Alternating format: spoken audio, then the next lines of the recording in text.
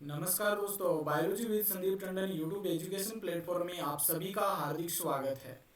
Plant tissue से संबंधित हमारी ये चौथी क्लास है। इससे पहले हमारी 3 क्लास हो चुकी है, जिसमें हमने मेरिस्टेमेटिक टिश्यू यानी विभजोतक ऊतक के विषय में, स्ट्रोजन थ्योरी, ट्यूनिका कार्पस थ्योरी, इनके विषय में हमने डिटेल से अध्ययन कर लिया है। आज इस वीडियो में हम पेरेनकाइमा टिश्यू यानी मर्दूतक ऊतक के विषय में डिटेल से अध्ययन करने वाले हैं। ये video NEET, RPSC first grade biology, इसके अलावा 11th क्लास, 12th क्लास, इन सभी के लिए बहुत ही महत्वपूर्ण रहने वाला है। तो आइए शुरू करते हैं। हमने पीछे क्लासिफिकेशन ऑफ टिश्यू यानी कि टिश्यू का क्लासिफिकेशन अभी हमने डिस्कस नहीं किया, तो एक बार इसको यहाँ पर हम समझ लेते हैं। प्लांट टिश्यू को हम दो भागों में डिवाइड करते हैं। एक होता है मेरिस्टेमेटिक टिश्यू और दूसरा होता है परमानेंट टिश्यू। मेरिस्टेमेटिक टिश्यू में जो सेल्स होती है इमेच्योर सेल्स होती है, यानी कि ये अपरिपक्व सेल्स होती है और इनमें विभाजन करने की क्षमता होती है, केपेबल ऑफ डिवीजन। और मुख्य रूप से हम बात करें तो 3 प्रकार के होते हैं ये: एपिकल मेरिस्टम, शीर्षस्थ विभजोतक, इंटरकेलरी मेरिस्टम, अंतर्वेशी विभजोतक, लेटरल मेरिस्टेम यानी कि पार्श्व विभजोतक। ये 3 प्रकार के मेरिस्टेमेटिक टिश्यू होते हैं। नेक्स्ट जो हमारा प्रकार है वो है परमानेंट टिश्यू, जिसमें मेच्योर सेल्स होती है, परिपक्व कोशिका इसमें पाई जाती है, incapable of division. Permanent tissue में विभाजन करने की क्षमता नहीं होती है और इसको हम दो भागों में डिवाइड करते हैं, सिंपल टिश्यू और कॉम्प्लेक्स टिश्यू। सिंपल टिश्यू जो होते हैं ये प्रोटेक्टिंग एंड सपोर्टिंग का कार्य करते हैं। प्लांट को प्रोटेक्ट करने का और सपोर्टिंग का कार्य है सिंपल टिश्यू के द्वारा किया जाता है और इसको हम 3 भागों में बांटते हैं। एक है पेरेनकाइमा, जिसे हम कहते हैं मर्दूतक। दूसरा है कोलेनकाइमा, इसका मतलब हिंदी में इसे हम कहते हैं स्थूल कोणोतक। और तीसरा है स्क्लेरेनकाइमा, इसे हम कहते हैं दृढ़ोतक। यहाँ पर कॉम्प्लेक्स टिश्यू जो होता है इसका मुख्य कार्य होता है कंडक्टिंग का, यानी कि प्लांट में सेवन का कार्य करता है। ये फूड को जड़ों से पत्तियों तक पत्तियों से जड़ों तक फूड को पहुंचाना और जड़ों से जो वाटर का ऑब्जर्वेशन होता है उसको पत्तियों तक पहुंचाना, ये कार्य होता है कॉम्प्लेक्स टिश्यू का। और इसके 2 भाग होते हैं, एक तो जाइलम और फ्लोएम, यानी कि कॉम्प्लेक्स टिश्यू जो होते हैं ये 2 प्रकार का होता है, जाइलम और फ्लोएम। हमने मेरिस्टेमेटिक टिश्यू के विषय में डिटेल से अध्ययन कर लिया है। अभी हम परमानेंट टिश्यू को शुरू कर रहे हैं, जिसके अंतर्गत सिंपल टिश्यू के अंतर्गत आता है पेरेनकाइमा। यानी कि आज इस वीडियो के अंतर्गत हम मर्दूतक ऊतक यानी पेरेनकाइमा के विषय में डिटेल से अध्ययन करने वाले हैं। नेक्स्ट क्लास में हम स्थूल कोणोतक और फिर दृढ़ोतक, इस प्रकार से पूरा जो प्लांट टिश्यू का टॉपिक है वो कंप्लीट करने वाले हैं। तो आइए शुरू करते हैं। पेरेनकाइमा टिश्यू यानी कि मर्दूतक, इसकी खोज करता है एंड्रू। देखो, सामान्यतः हम बात करें तो ऊतक विज्ञान का जनक, हिस्टोलॉजी का जनक हम किसे कहते हैं, वो कहते हैं बाइकट को। लेकिन पेरेनकाइमा टिश्यू की खोज वो एंड्रू के द्वारा की गई थी, इस कारण इसे भी हम हिस्टोलॉजी का जनक कहते हैं। इसकी कोशिकाएं जीवित होती है, स्पष्ट केंद्रक युक्त होती है। अब देखो यहाँ पर जो सेल्स आपको नजर आ रही है, इसमें ये वाला जो है, देखो यहाँ पर ग्रीन ग्रीन नजर आ रही है, ये क्या है, न्यूक्लियस है, केंद्रक होता है, स्पष्ट रूप से केंद्रक इसमें दिखाई देता है। पतली भित्ति वाली कोशिकाएं होती है, यहाँ पर आप भित्ति भी देख सकते हैं, ये पतली भित्ति वाली कोशिकाएं होती हैं ये। और इनकी कोशिका भित्ति जो होती है वो सेलुलोज की बनी होती है। मध्य पटलिका होती है, ये कैल्शियम पैक्टेट की बनी होती है, कैल्शियम पैक्टेट की। अंतराकोशिक स्थान उपस्थित होते हैं। आप देखो यहाँ पर ये जो भाग होते हैं, ये स्थान जो कोशिकाओं के बीच में पाए जाते हैं, ये कहलाते हैं इंटरसेलुलर स्पेस यानी कि अंतराकोशिकीय स्पेस। इस प्रकार से सेल्स उपस्थित होती हैं ये देखो यहाँ पर ये जो स्थान रह गया ये कहलाता है अंतराकोशिक स्थान। तो ये उपस्थित होते हैं मर्दूतक कोशिकाओं में।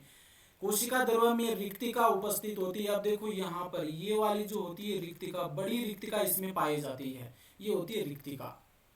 कोशिकाएं अंडाकार, गोलाकार, आयताकार या बहुभुजी प्रकार की हो सकती है। बहुभुजी मतलब होता है 14 सतहों वाली, चतुर्दश फलक प्रकार की हो सकती है। तो यहाँ पर जो कोशिकाएं होती हैं गोलाकार हो सकती है, अंडाकार हो सकती है, आयताकार हो सकती है या बहुभुजी प्रकार की कोशिकाएं हो सकती है मर्दूतक ऊतक के अंदर। मर्दूतक वल्कुट, मज्जा रश्मियों व पतियों की मेसोफिल कोशिकाओं में पाए जाते हैं। इंपॉर्टेंट फैक्ट है, ध्यान में रखना कि मर्दूतक जो ऊतक होते हैं ये कहाँ पर पाया जाता है, तो वल्कुट में मिलता है, मज्जा यानी पित्र में पाया जाता है, मज्जा रश्मियों में मिलता है, और जो पतियों की मेसोफिल कोशिकाएं होती हैं उन मेसोफिल कोशिकाओं में मर्दूतक ऊतक पाया जाता है। यहाँ पर देखो इसकी कोशिका को आप अच्छे से समझ लीजिए। ये क्या है, कोशिका भित्ति है, बहुत ही पतली होती है, सेलुलोज की बनी होती है। और फिर बीच में बड़ी क्या पाई जाती है, ये रिक्तिका पाई जाती है। और साइड में यहाँ पर होता है केंद्रक, ये केंद्रक हो गया, और ये सेलुलोज हो गई, केंद्रक हो गया। और इसके बाद में देखो ये बीच बीच में ये वाला जो भाग है, ये इंट्रासेलुलर स्पेस यहाँ पर उपस्थित होता है। प्रकाश संश्लेषी मर्दूतक में हरित लवक उपस्थित होता है। जो मर्दूतक प्रकाश संश्लेषण का कार्य करते हैं उनमें हरित लवक पाया जाता है, क्लोरोप्लास्ट पाया जाता है। और इन उत्तक का जो मुख्य कार्य होता है, प्रकाश संश्लेषी मर्दूतक का कार्य क्या होता है, प्रकाश संश्लेषण का कार्य करना। और ये मुख्य रूप से जो पत्तियां होती है उनमें पाए जाते हैं। भूमिगत भागों में मर्दूतक में अवर्णीय लवक पाए जाते हैं। जो भूमिगत भाग होता है जहां पर मर्दूतक उत्तक उपस्थित होता है तो उसमें अवर्णीय लवक है वो उपस्थित होते हैं। फलों के पल्प या गुद्दे में उपस्थित होते हैं। तो फल जो होते हैं उनका जो सेब आपने खाया होगा, सेब में जो बीच वाला पार्ट होता है, गुद्देदार जो भाग होता है।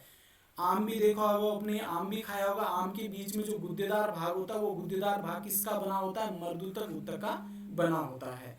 ब्रायोफाइट में भी उपस्थित होता है मर्दूतक उत्तक। ब्रायोफाइट में जो मुख्य पादप काय होता है वो क्या होता है, गेमेटोफाइट होता है। तो उसका जो मुख्य जो भाग होता है वो मर्दूतक उत्तक का बना होता है।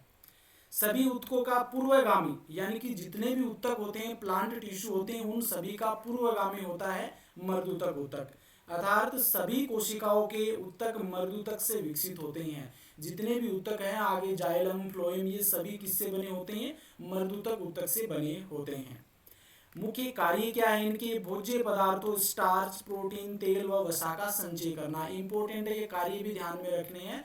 पेरेनकाइमा टिश्यू या मर्दूतक उत्तक का मुख्य कार्य है भोज्य पदार्थों का संग्रह करना, जिसमें स्टार्च, प्रोटीन, तेल व वसा का संचय है।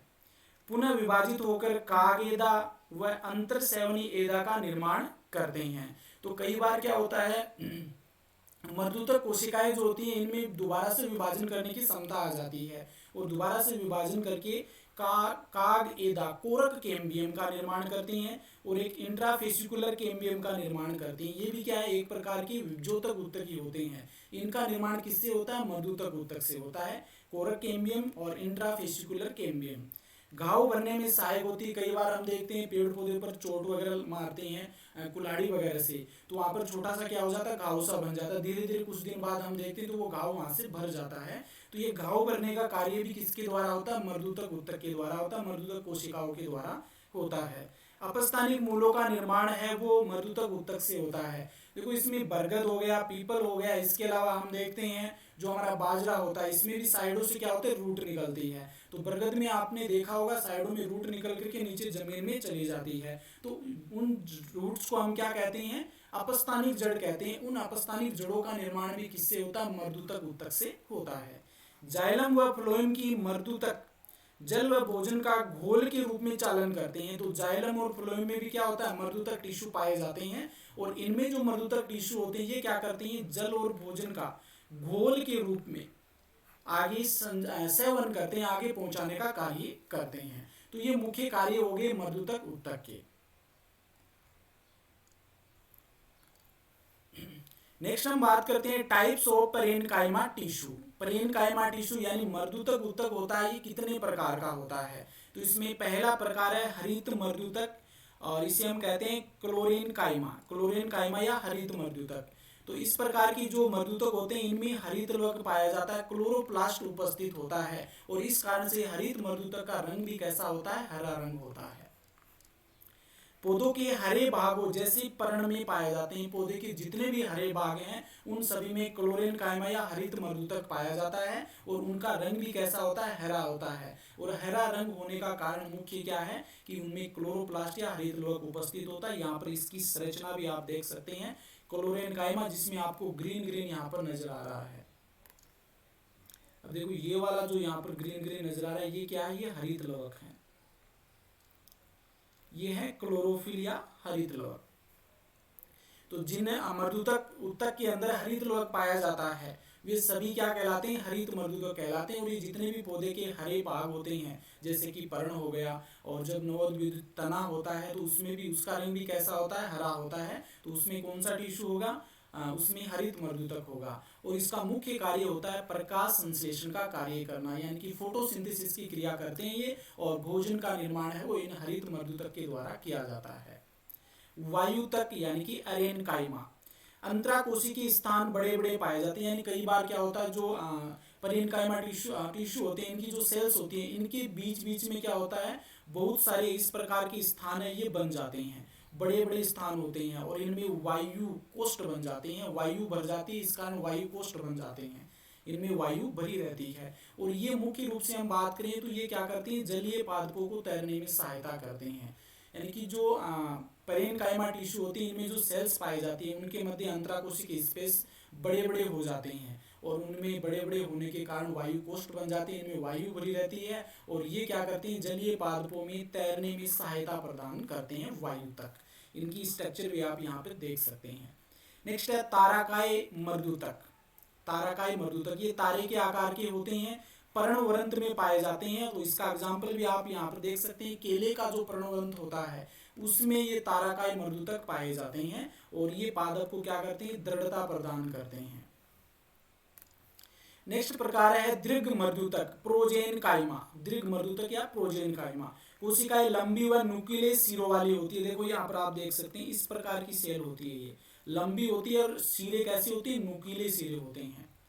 द्विबीजपत्री के परिरंभ में पाई जाती है, इंपॉर्टेंट है ये एग्जाम्पल ध्यान में रखना, कई बार पूछ लिया जाता है कि दीर्घ मर्दूतक प्रोजेनकाइमा किस में पाया जाता है, और इसके ऑप्शन में आपको मिल जाता है कि द्विबीजपत्री के परिरंभ में। तो डाइकोट जो प्लांट होते हैं उनके परिरंभ में पेरिसाइकिल में दीर्घ मर्दूतक प्रोजेनकाइमा पाया जाता है, और मुख्य कार्य होता है सहारा व सेवन प्रदान करना। सहारा प्रदान करना व सेवन करना इनका मुख्य कार्य है दीर्घ मर्दूतक का, और इसकी संरचना भी आप यहाँ पर देख सकते हैं। नेक्स्ट है 5th नंबर पर विचित्र कोशिकाएं। विचित्र कोशिकाएं जो होती हैं ये भी एक प्रकार का पेरेनकाइमा टिश्यू होता है, मर्दूतक उत्तक होता है, और इसमें तेल, टेनिन, कैल्शियम ऑक्सीलेट के रवे आदि का संचय होता है। तेल, टेनिन, कैल्शियम ऑक्सीलेट के रवे क्रिस्टल्स जो होते हैं इनका संचय विचित्र कोशिकाओं में होता है। नेक्स्ट है श्लेष्मक मर्दूतक।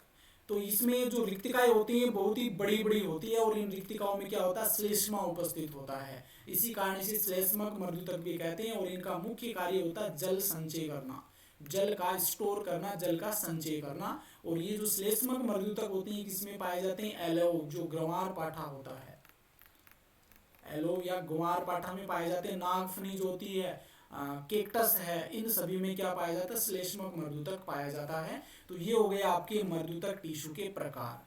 तो आज इस वीडियो में हमने क्या पढ़ा है मर्दूतक उत्तक के विषय में डिटेल से पढ़ा है, पेरेनकाइमा टिश्यू के विषय में डिटेल से बात की, इनकी कौन कौन से कैरेक्टर्स होते हैं, गुण होते हैं, कितने प्रकार का होता है, कहाँ पर उपस्थित होता है, इन सभी की हमने बात की है।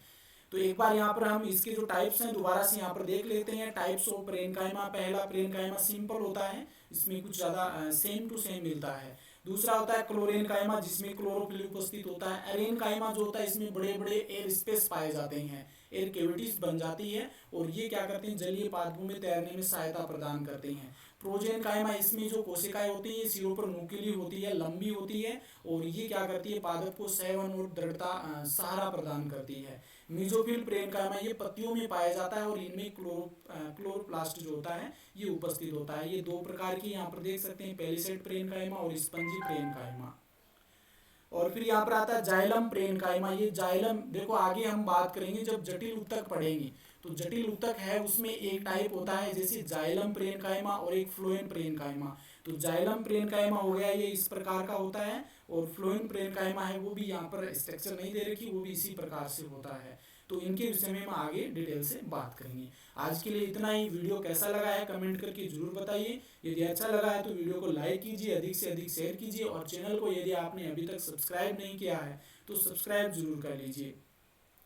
इस प्रकार की जो आपको पीडीएफ के रूप में नोट्स चाहते हैं तो आप मेरा टेलीग्राम चैनल ज्वाइन कर सकते हैं, जो कि आपको डिस्क्रिप्शन में मिल जाएगा। आज के लिए इतना ही, धन्यवाद।